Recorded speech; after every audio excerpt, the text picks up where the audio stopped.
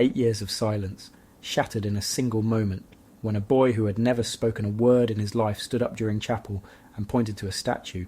What came out of his mouth stopped the prayers cold and brought an entire school to its knees. What happened next would challenge everything doctors believed possible and force an entire city to choose between science and the sacred. If you've ever wondered whether miracles still happen in modern America, whether heaven still reaches down to touch ordinary lives, then you need to hear what unfolded in that Chicago chapel. But first, hit that subscribe button and smash the like, because what you're about to witness will shake your understanding of what's possible when faith collides with the impossible. This is the true story of the boy who spoke in light.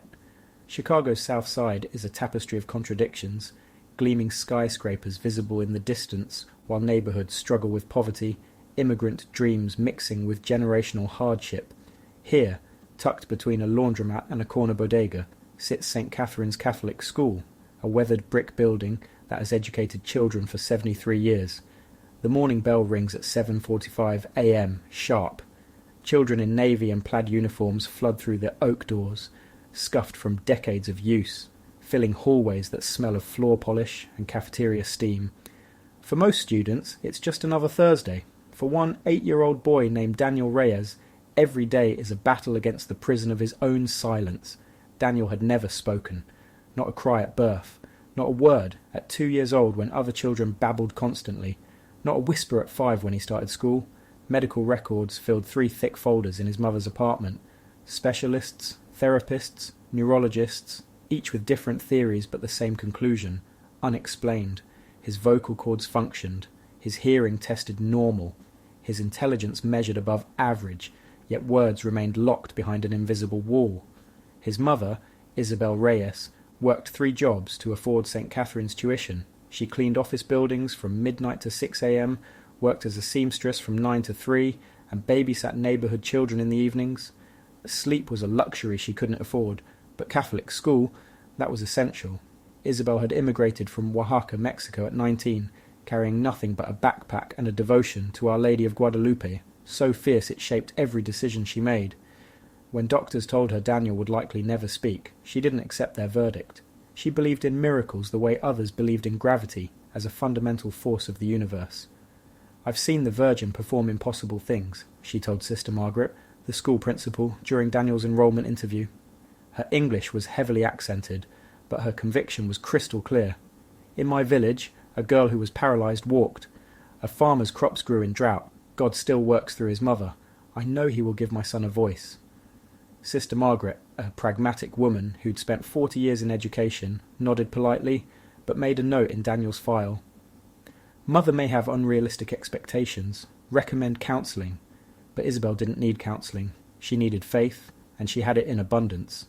Every morning before work, she knelt before a small altar in their apartment, a plastic statue of Our Lady of Guadalupe, votives in red glass holders, a faded photograph of Daniel as a baby.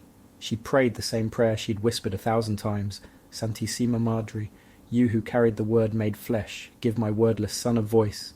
Just one word, Blessed Mother, just one word so I know he's in there." Daniel's classmates had grown accustomed to his silence. At first, in kindergarten, they'd tried to include him. They'd asked him to play, waited for responses that never came, then gradually stopped asking. By 3rd grade, he was functionally invisible. Present but not participating. There, but not really there. The teasing started in 2nd grade. "Mute boy," they called him. "Dummy." Sometimes they'd make elaborate jokes in front of him, laughing at punchlines he couldn't respond to, treating his silence as entertainment. Daniel would sit at his desk, eyes downcast, hands folded, absorbing their cruelty with the resignation of someone who'd learned that fighting back required weapons he didn't possess. His teacher, Mr. James Wilson, tried to intervene. "Daniel communicates in other ways," he'd tell the class, holding up the boys' drawings, remarkably detailed sketches of buildings, people, birds. Not everyone needs words to express themselves, but children are merciless judges of difference.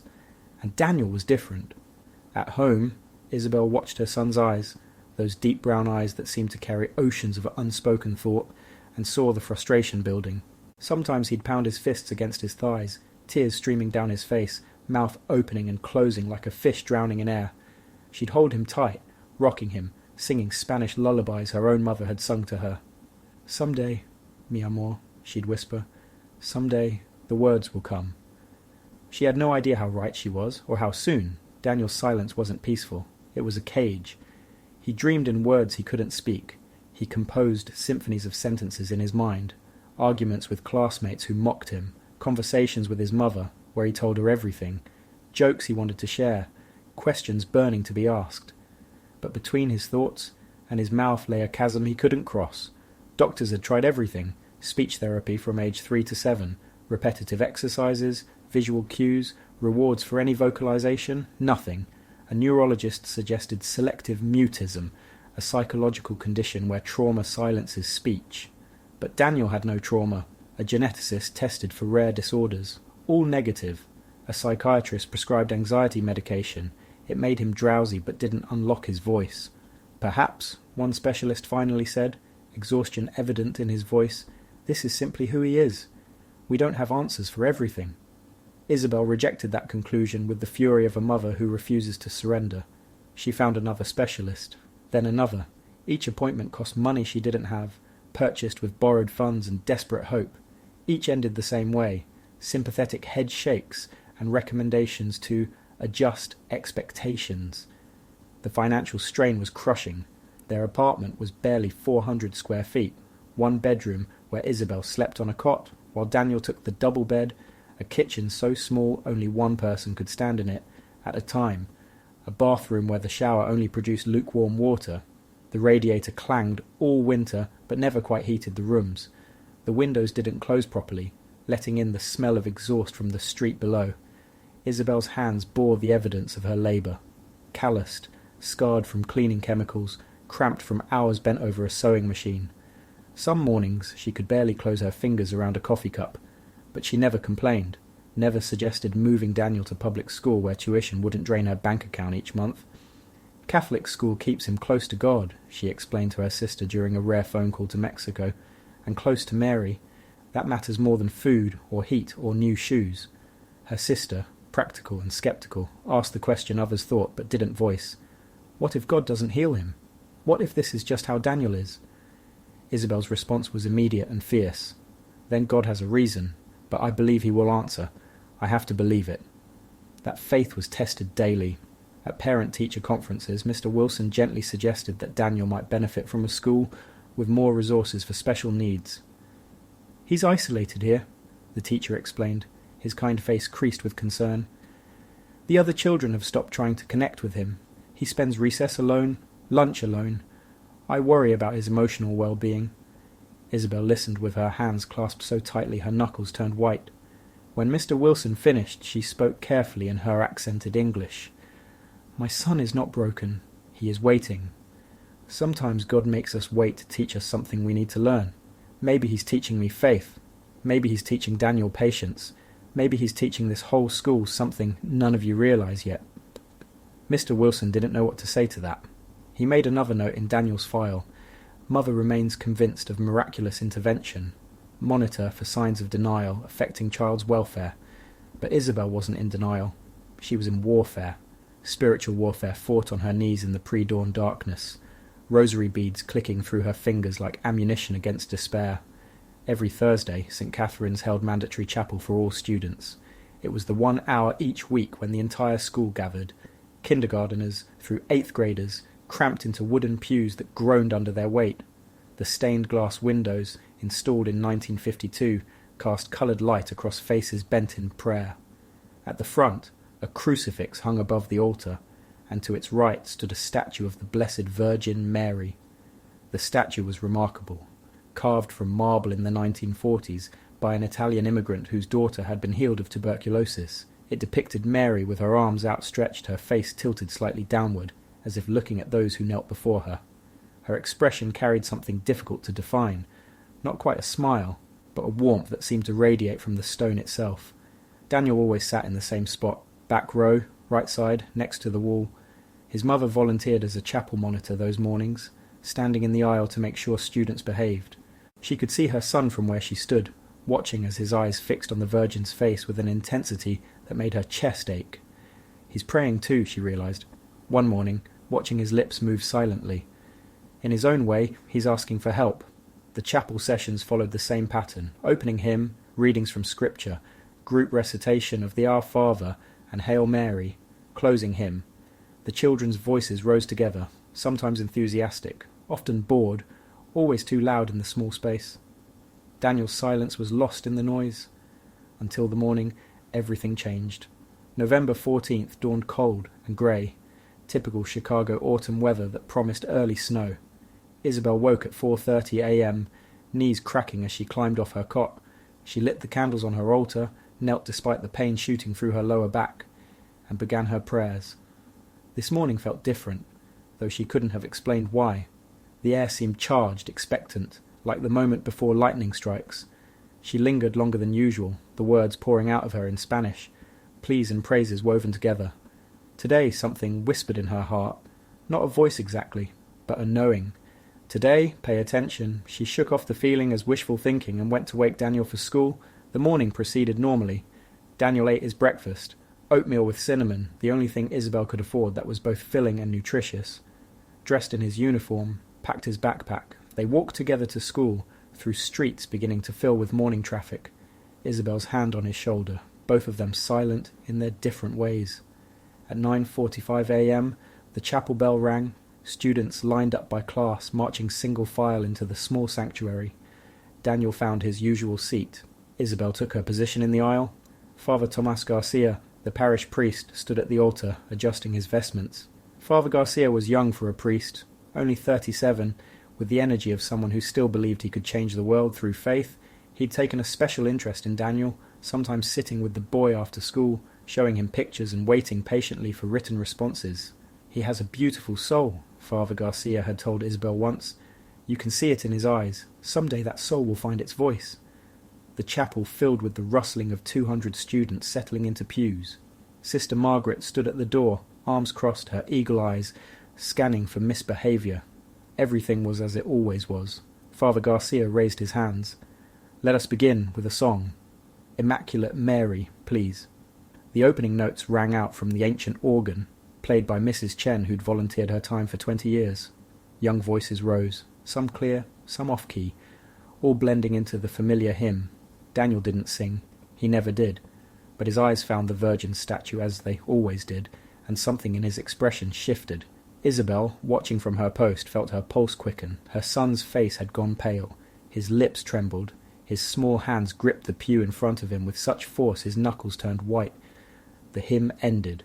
Father Garcia opened the scripture, reading, Luke's Gospel, the Annunciation. "Do not be afraid, Mary," he read, "for you have found favour with God." The light in the chapel changed. It was subtle at first, a brightening of the morning sun coming through the stained glass. But then it intensified, becoming something else entirely. The beams streaming through the windows weren't just illuminating the space. They were gathering, concentrating, focusing on one point, the statue of the Virgin Mary. Children began to whisper. A first grader pointed. "Miss, look!" Mr. Wilson, standing near the front, turned and felt his breath catch. The marble statue seemed to be glowing from within, as if lit by an internal flame. The light wasn't harsh or blinding. It was soft, warm, golden, like sunrise breaking over water. Sister Margaret stepped forward, her stern expression cracking into shock. "Father Garcia!" But the priest had already seen it. He stood frozen at the altar, his scripture book forgotten in his hands, staring at the phenomenon unfolding before him. The glow intensified. It spread outward from the statue in ripples, touching the nearby pews, the students' faces. Where it touched, people gasped, not from pain, but from an overwhelming sensation of warmth, of peace, of being held by something infinitely larger than themselves. "Is anyone else seeing this?" Mr. Wilson whispered to the teacher beside him. She nodded, tears already streaming down her face. "Yes. Oh God, yes." Isabel's heart hammered against her ribs. She took a step toward Daniel's pew, instinct telling her to reach her son. But before she could move, Daniel stood, every head turned. The boy who never moved unless directed, who always tried to remain invisible, had risen to his feet. He stood in the golden light, his face tilted upward toward the statue, tears streaming down his cheeks. His lips moved. At first, no sound came. His mouth shaped words in silence, the way it always had. Isabel's heart broke watching him try. watching him fail again. But then a sound, quiet at first, barely audible over the collective, held breath of 200 people. A voice, trembling, uncertain, but unmistakably real. "Mother!" The chapel erupted in gasps. Isabel's hands flew to her mouth. Sister Margaret stumbled backward. Father Garcia dropped his scripture book, and it hit the floor with a crack that seemed to break whatever spell had held everyone frozen.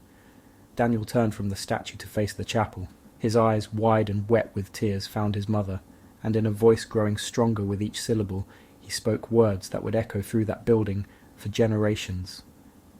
"Mother Mary, she's here. She came for me." Then he pointed to the glowing statue with a trembling hand and said in Spanish, the language his mother had whispered to him his entire life, "Madre María me ve, ella me escucha, ya no estoy solo." Mother Mary sees me. She hears me. I'm not alone anymore. The chapel exploded. Children screamed, some in joy, some in fear. Teachers dropped to their knees. Isabel ran to her son, collapsing before him, pulling him into her arms, as sobs racked her body. Father Garcia rushed forward, his own face streaming with tears, beginning to pray in Latin, and through it all the light remained, warm, golden, impossible, bathing the entire chapel in radiance that couldn't be explained, couldn't be denied, couldn't be anything except what it was, a miracle. The next 2 hours were chaos. Sister Margaret, moving on instinct and training, ushered students out of the chapel and into their classrooms. Many were crying. Some were laughing with a slightly hysterical edge. All were talking at once, voices overlapping in a cacophony of wonder and confusion. "Did you see the light?" The statue was glowing. Daniel spoke. He actually spoke. "I felt something, like someone hugging me." My aunt says that's what miracles feel like. Teachers struggled to regain control, but they themselves were shaken. Mr. Wilson sat at his desk with his head in his hands, trying to process what his rational, scientifically trained mind insisted couldn't have happened. Mrs. Rodriguez, who taught second grade, had dropped to her knees in the hallway and hadn't yet risen, rosary beads clicking through her fingers in rapid prayer. In the chapel, Isabel clung to Daniel while Father Garcia knelt beside them, one hand on the boy's head, praying softly in Spanish. The priest's voice trembled with an emotion he couldn't name, awe mixed with terror, mixed with a joy so profound it felt like drowning in light. "Can you speak?" Father Garcia finally asked. "Daniel," his voice hoarse, "can you tell us what happened?" Daniel looked at the priest with eyes that seemed older than his 8 years. When he spoke, his voice was quiet but clear. "She was standing right there, not the statue, a real woman, but glowing. She smiled at me and said, 'Daniel, your mother's prayers have reached heaven. Be silent no more.' Then she touched my throat." He raised his hand to his neck. "And the lock broke." Isabel sobbed harder. Father Garcia bowed his head, shoulders shaking. "Are you sure, mijo?" Isabel whispered, switching to Spanish. "You're certain it wasn't a dream?" Daniel shook his head firmly. "Mummy, I know what I saw. I know what I heard. I know what I felt." He paused, then added in Spanish, "She smelled like roses, and when she touched me it felt like being loved by everyone who ever loved me, all at once." Sister Margaret appeared in the chapel doorway, her usual composure shattered. "Father, we need to... I don't know what we need to do. Should I call the diocese? The media will hear about this. 200 witnesses. We can't keep it quiet." Father Garcia stood, his legs unsteady. "Call Bishop Rodriguez. Tell him we need him here immediately. And Margaret?" He turned to face her, his expression grave. "Prepare yourself. Nothing will be the same after today." He was right. By noon, parents had begun appearing at the school, demanding to see their children, to confirm the wild stories spreading through text messages and phone calls. By 2 p.m, a news van was parked outside. By 5 p.m, there were 5 vans, and reporters were shoving microphones at anyone who would talk. Bishop Rodriguez arrived at 3:30 p.m, a silver-haired man in his 60s who'd spent 4 decades in the church and thought he'd seen everything.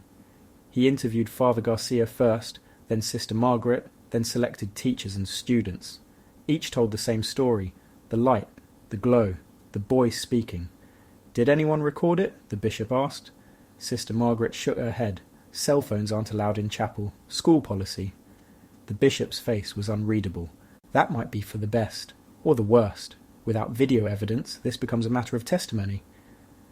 There are 200 testimonies, Father Garcia said quietly. Children don't lie about things like this. Not all of them. Not with such consistency. Children are also highly suggestible, the bishop countered, but his tone lacked conviction. The diocese launched an immediate investigation. Within days, skeptics emerged with theories: mass hysteria, trick of light, psychological suggestion. One professor of psychology at Northwestern University published an op-ed in the Tribune.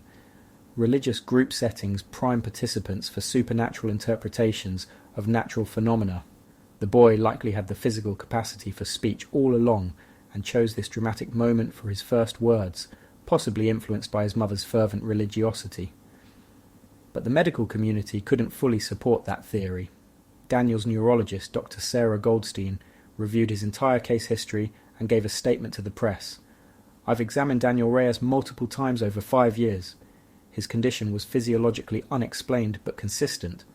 Spontaneous recovery is theoretically possible, but the timing, simultaneous with the reported light phenomenon, defies standard developmental patterns. I can't explain what happened, but I can confirm it's medically extraordinary." The Catholic community exploded with excitement and debate. Online forums filled with arguments. Some hailed it as a modern Lourdes, others warned against false miracles that could mislead the faithful. Pilgrims began appearing at St. Catherine's, asking to kneel where Daniel had knelt, to touch the statue he'd pointed to. Isabel found herself thrust into a spotlight she'd never wanted. Reporters camped outside her apartment building. Strangers stopped her on the street, some to congratulate her, others to accuse her of coaching Daniel for attention. She received letters, hundreds of them, from people around the world sharing their own stories of unanswered prayers, begging her to pray for their children, their sick relatives, their dying hopes. It was overwhelming, crushing. Isabel stopped going to work, terrified to leave Daniel alone with the chaos swirling around them. Money ran out quickly, bills piled up, eviction notices appeared on her door. But the community of St. Catherine's didn't abandon them. A collection was organised. Families who could barely afford their own expenses donated what they could. The parish created a fund. Within a week, enough money had been raised to cover 3 months of rent and expenses. Meals appeared at their door. Neighbours volunteered to screen visitors. The church became a fortress of protection around mother and son. Daniel himself remained remarkably calm through it all. He spoke now, full sentences, coherent thoughts, the words that had been trapped for 8 years flowing out in both English and Spanish. He answered questions patiently, describing what he'd seen over and over. A beautiful woman in white and blue, glowing like the sun but soft. She smiled at me and said my name. "What else did she say?" reporters would ask. "That prayer is never wasted, that my mother's faith moved heaven, and that she would always watch over us." The investigation by the diocese took 3 months. Bishop Rodriguez interviewed 47 witnesses, consulted with medical experts, examined Daniel's complete health records, and reviewed historical accounts of Marian apparitions. His report to the Vatican was thorough and, surprisingly, favourable. "While I cannot definitively declare this a miracle according to church protocol," he wrote, "I find no evidence of fraud, delusion, or natural explanation adequate to account for the events of November 14th.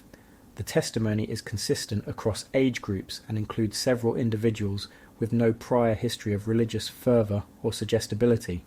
The boy's recovery of speech is medically documented and extraordinary. At minimum, this event warrants designation as an unexplained phenomenon worthy of religious respect. At most, it represents a genuine supernatural intervention. The Vatican's response was cautious but didn't dismiss the claims. They granted permission for St. Catherine's to become a minor pilgrimage site, acknowledging the spiritual significance of what had occurred without official miracle designation. For those who'd been in the chapel that Thursday morning, official designation didn't matter. They knew what they'd witnessed, they knew what they'd felt, and they knew that heaven had reached down and touched one silent boy in the middle of Chicago. The miracle, because that's what believers called it, official designation or not, sent shockwaves far beyond St. Catherine's walls. Mr. James Wilson, Daniel's teacher, found himself confronting questions he'd avoided his entire adult life. Raised Catholic but drifted into comfortable agnosticism during college, he'd maintained a polite distance from faith. He taught, at a Catholic school because the pay was decent and the students respectful, not from any religious conviction, but he'd been in that chapel. He'd seen the light, he'd watched Daniel stand and speak, and no rational explanation satisfied the hunger growing in his chest, the hunger to understand how the impossible had happened right in front of his empirical, educated eyes. 3 weeks after the miracle, he found himself walking into St. Catherine's Church on a Wednesday evening. The sanctuary was mostly empty, a few elderly women praying rosaries, a young couple lighting candles. He slid into a back pew and sat there, hands folded, not praying exactly, but waiting.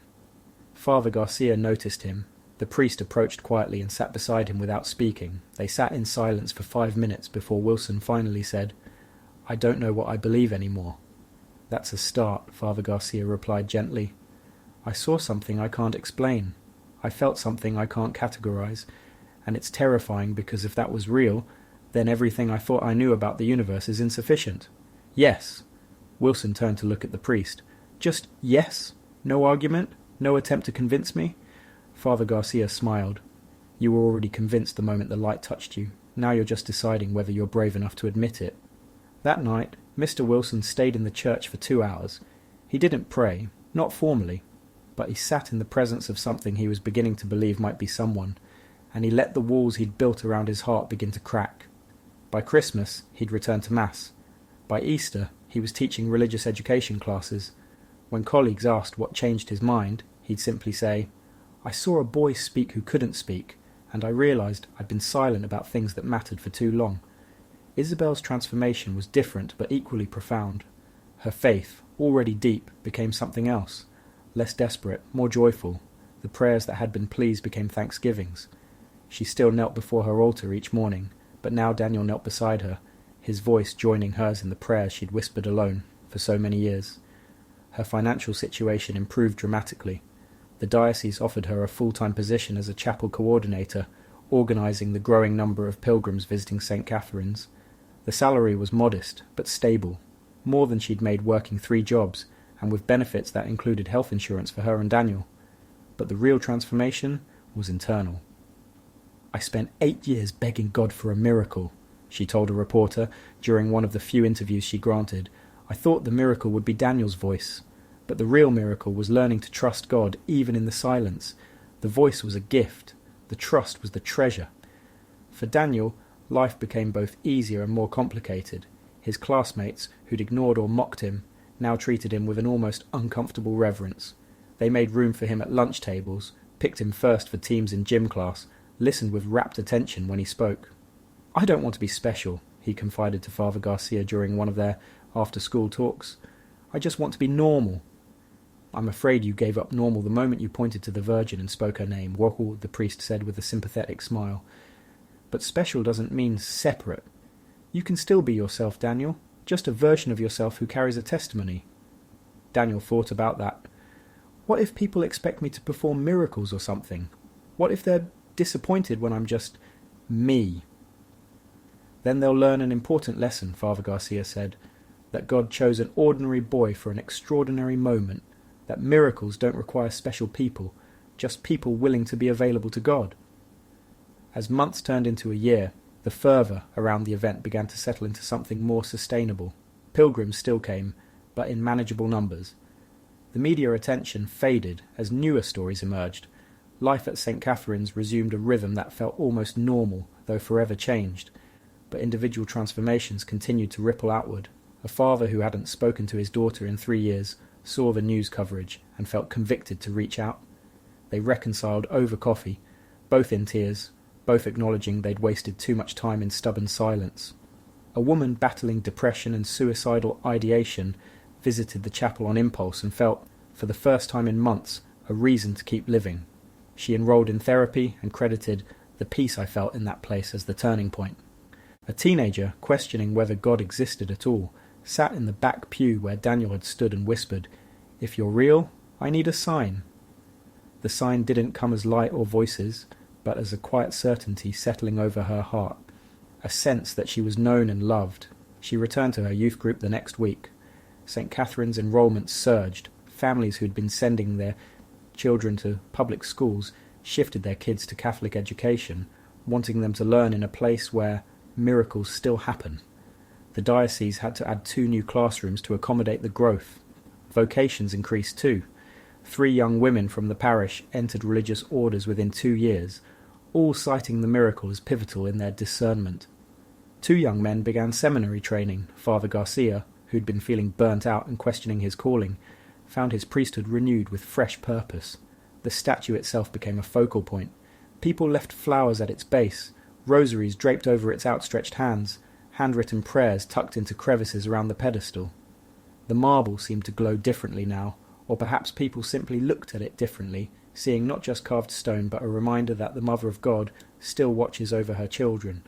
Isabel kept every letter she received, boxes and boxes of them, stacked in their small apartment. Letters from Japan, from Ireland, from Brazil, from small towns across America. Stories of sick children, broken marriages, addictions, despair, all asking for prayers, all hoping that the woman whose son had been healed might intercede for them too.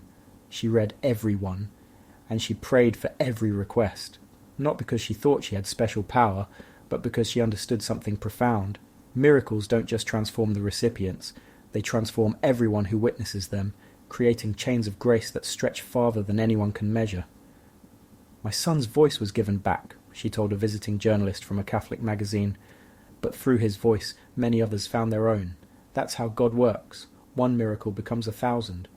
Daniel Reyes is 17 now, a high school senior, with college acceptance letters piling up on the kitchen table.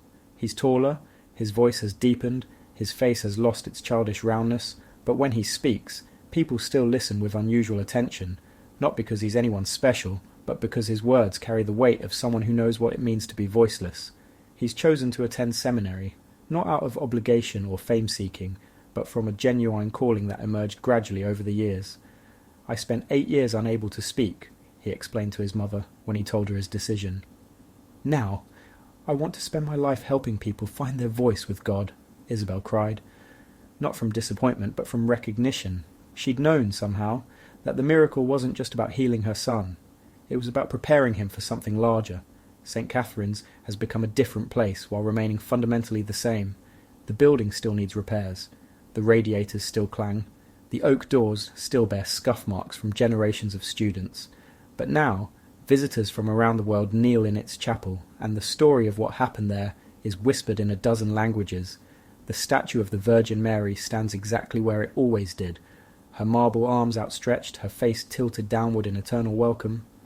People swear they see her smile sometimes, though skeptics dismiss it as wishful thinking and the play of light. Mr. Wilson teaches religious education full-time now, having left his classroom position to focus on formation of young people's faith. He tells his students the story of Daniel's miracle every year, always ending with the same challenge. God is still speaking. The question is whether we're listening. Father Garcia became a Monsignor, recognised for his pastoral leadership during the crisis and investigation. He could have transferred to a larger, more prestigious parish, but he chose to stay at St. Catherine's. "This is where heaven touched earth in my lifetime," he explains when asked why. "Why would I want to be anywhere else?" The Vatican has never issued an official declaration regarding the events of November 14th. The investigation remains open, designated as worthy of belief, but not requiring belief. For church bureaucracy, that's as close to endorsement as many modern miracles receive. But official declarations matter less than lived testimony. The hundreds of people who were present that morning carry the memory like a flame that won't be extinguished. They've shared it with their children, their friends, their parishes. Some have died in the years since, taking their testimony to heaven, but leaving it embedded in the hearts of those who remain. Isabel still works at St. Catherine's, coordinating pilgrim visits and maintaining the chapel. Her hands are still calloused, her English still accented, her resources still modest, but her face carries a light that has nothing to do with poverty or wealth, the light of someone who begged for a miracle and received it, who prayed in darkness and saw the dawn. She still kneels before the statue every Thursday morning, the anniversary of the miracle. But now Daniel kneels beside her, and together they pray, not for miracles, but in thanksgiving for the one they received. The story has been documented in books, articles, academic papers. Skeptics still debate its authenticity. Believers still point to it as proof that God hasn't abandoned the world. Somewhere between those two poles, the truth remains. Something happened in that Chicago chapel. Something that can't be fully explained, can't be easily dismissed, and can't be forgotten by those who witnessed it. On the wall of the chapel, a small bronze plaque was installed 5 years after the miracle. On November 14th, 2019, in this place, Daniel Reyes, silent from birth, spoke his first words while pointing to Our Lady. His testimony, "She came for me." Whether by medical anomaly or divine intervention, we give thanks that silence was broken and faith renewed. May all who enter here remember, heaven still listens to the prayers of the faithful. Visitors read the plaque, touch it, photograph it. Some cry, some pray, some simply stand in awed silence, hoping to feel what those children felt that Thursday morning, the presence of something holy breaking into the ordinary world. And occasionally, when the light filters through the stained glass in just the right way, when the chapel is quiet and still, people swear they can feel it. That same warmth, that same peace, that same overwhelming sense of being held by hands that shape the universe. The miracles continue, though they're quieter now. A woman with stage 4 cancer prayed at the statue and entered unexpected remission. Doctors called it statistically improbable, but medically documented. A marriage on the brink of divorce found healing after the couple knelt together where Daniel had knelt. An addict celebrating 5 years of sobriety credits the peace I found in that chapel as the foundation of his recovery. Are these connected to that November morning? Who can say for certain? But the people experiencing them believe they are. And belief, as Daniel learned, can be its own kind of miracle. Last Thursday, on the anniversary of his first words, Daniel returned to St. Catherine's during his Thanksgiving break from seminary. He slipped into the chapel during evening prayer, not as the famous miracle boy, but as a young man trying to hear God's voice in his own life. He knelt where he'd knelt 9 years earlier, and he whispered a prayer. "Thank you for giving me words. Help me use them wisely. Help me speak your truth with the same love you showed me." An elderly woman knelt beside him, a newcomer to the parish, visiting from out of state. She didn't recognize him. After several minutes, she leaned over and whispered, "I'm sorry to bother you, but this place feels different somehow. Do you know why?" Daniel smiled, the same smile his mother had worn through 8 years of silence and struggle. "Something happened here once," he said quietly. "Something that reminded everyone that God hasn't forgotten us, that prayer isn't wasted, that miracles still happen when we have the courage to believe." "Do you believe?" the woman asked. Daniel looked up at the statue, the Virgin's outstretched arms, her downward gaze, the marble that had witnessed his transformation. "I don't just believe," he said. "I know." After the woman left, Daniel stayed. He placed his hand on the base of the statue, feeling the cool marble under his palm. Dozens of fresh roses surrounded it, offerings from pilgrims who'd visited that week. The scent filled the chapel, sweet and unmistakable. His mother appeared in the doorway, having finished her evening duties. She'd known somehow that he would come. She always knew. Isabel walked slowly down the aisle, her body showing the years of labour, but her face still bright with that inner light. She sat beside her son, and together they looked at the statue that had changed everything. "Do you ever doubt it happened?" Daniel asked her. "When people question it, when skeptics explain it away, do you ever wonder if we imagined it?" Isabel took his hand, the same way she'd held it through 8 years of doctor visits and therapy sessions, and whispered prayers in the dark. "Mijo," she said softly, "you spoke. After 8 years of silence, you spoke. I don't need the Vatican's approval or the world's belief to know that was a miracle. I lived it. We lived it." "But what if they're right? What if it was just what?" Isabel interrupted gently. "Just coincidence that you spoke the exact moment light filled this chapel? Just chance that 200 people witnessed the same thing? Just psychology that your voice, medically unexplained, suddenly worked?" She shook her head. "No, Daniel. Science has its place, but some things transcend explanation. Some things require faith."